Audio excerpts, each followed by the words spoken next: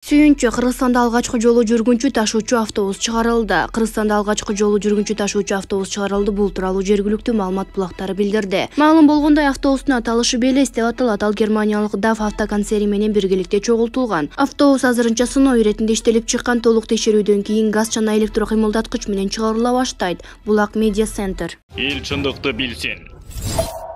УКМКнын төрагасы өзгөчө кырдаалдар министри Баткен Дегел менен жолукту. 30-январда Баткен облусунда түзүлгөн соңку кырдаалга байланыштуу министрлер кабинетинин төрагасынын орун басары УКМКнын төрагасы Камчыбек Ташиев жана өзгөчө кырдаалдар министри Бообек Ажыкеев жергиликтүү эл менен жолугушту. Бул тууралуу өзгөчө кырдаалдар министрлигинин басма сөз кызматынан билдиришти. Жолугушууга Үчтөбө, Актатыр, Самаркандек, Жаңыбак, Орто Боз айылдарынын тургундары келди. Эл менен жолугушуу Актатыр айылында өтүп, жергиликтүү тургундарга Тажикстан тарапы менен болгон сүйлөшүүлөр жыйынтыгы боюнча маалымат берилди. Булак super.kg. Эл чындыкты билсин. Бүгүн биздин коллективдин дипломдорунун копиясын чогултуп бердик. Мамлекеттик кызматкерлердин баарынын дипломдору чындап эле текшерилип жатат. Айрым чиновниктер, жетекчилер коркусунан өзү арыз жазып жатканда учурлар бар экен. 5 жыл көзүнүн майын коротуп, жаштыгын берип окугандар, акчага сатып алгандардын алдында жогору турушуга алыстык. Буюрса бир аз болсо да тазалануу, жаңылануу сезчүдөйбүз, дейт Кудурет Тайчабаров өзүнүн Facebook баракчасында. Эл чындыкты билсин. Мындан ары саат кечки 8ден эртең мененки 8ге чейин сообщениялар окулбайт, чалуулар кабыл алынбайт. Мен деле эс алышым керек, дейт Жогорку Кеңештин депутаты Эрулан Кокулов. Эл чындыкты билсин.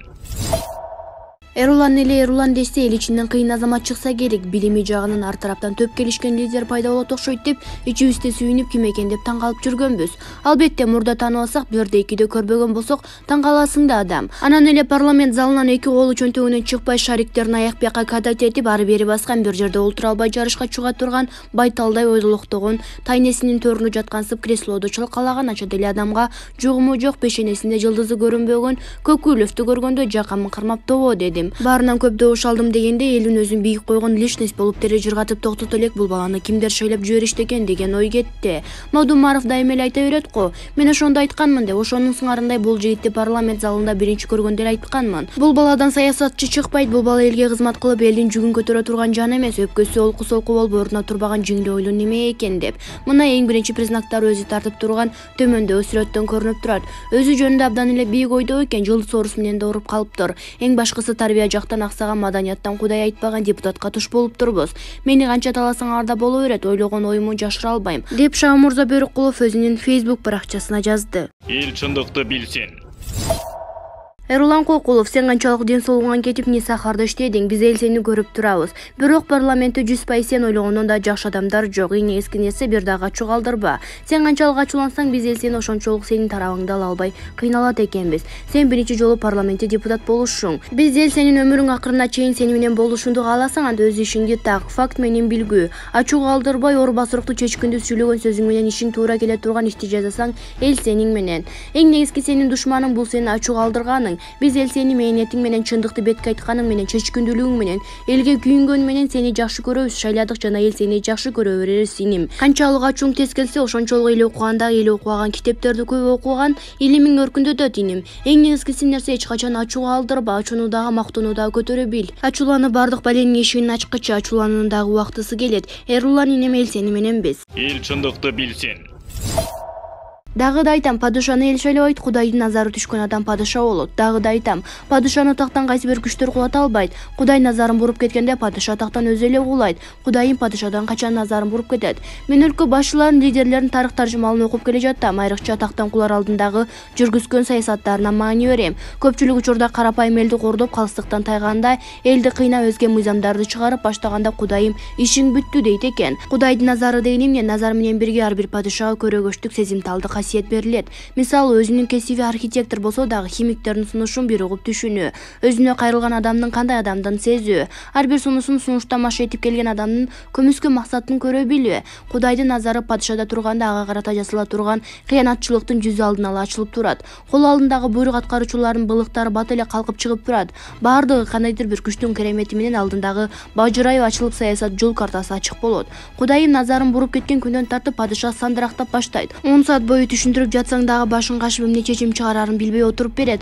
Акыры тактан оңой эле болбогон бир нерсе үчүн шыпырылып түшүп калат. Андыктан көрбөй жатат, укпай жатат, алданып жатат, көзүн май басы деп акыл айткысы келгендер тынч эле отура турсак жакшы болмок. Тескери басса да оң басса да ал падышанын өз тандоосу. Бетеге кетет, бел калат, бектер кетет, эл калат. Ал бир келип кеткен падыша үчүн чурулдап тытыша бербесек жакшы болмок чынында, дейт Бактыгүл Иманбек кызы өзүнүн Facebook баракчасында. Эл чындыкты билсин. Эч сабырыбыз жок, жамандык издеген эле коом болдук чиркен. Мына жапжашынакай эле формаларыбыз бар экен. Эмнеге элдин духун, спортсмендердин духун түшүргөндө жакшы көрөбүз мынча. 2 күндөн бери укмуш болдук го, элге журтка деле шерменде болуп жатабыз. Бир туруп кыргыздар абого атып баштады деп, бир туруп спортсмендердин олимпиадага катыша турган формасы деп тренировка үчүн болгон формаларын чыгарып алып, лентаны сапырылдып спорт комитетинде тепкиледик болушунча, дейт Назира Талайбекова өзүнүн Facebook баракчасында. Эл чындыкты билсин. Болгурчаңгы болуп жытып бүткөн тажиктин башчысынын айласы түгөнүп туңгуюктан чыга турган жол таба албай, бар өнөрүн согуш чыгаруу үчүн ар кандай провокацияларды кылып шылтоо таппай турган убагы. Мен өлгөндөн кийин жердин бетин суу каптап кетсин деген принцип менен жашаган адамдардан коркуу керек. Имамали дал ошондой акмак адам. Андай адамдар өзүбүздө деле бар. Мисалы Атамбаев. Атамбаев өлкөнүн акыбалын билип туруп келечекти ойлоо Кытайдын каалашынча карыз алып, кыргыз элин карызга батырганы. Менден кийин ким төлөсө ошол төлөсүн деген маани менен барабар да. Биринчиден Имамалинин өзү эле аябай жек көрүшөт, өлсө өзүнүн ордуна коюп кетем деп, мойнунан сүрөгөн иттей кылып дайыма колунан жетелеп жүргөн баласы атасындай какпаш чыкпай эт менен челдин ортосунда эптемей болуп калды. Баласы эл башкара албашын түшүнүп жүрөт. Имамали жок болгон күнү тажиктер анын баласын Мискенбаев айтмакчы шишкебек кылып жешет.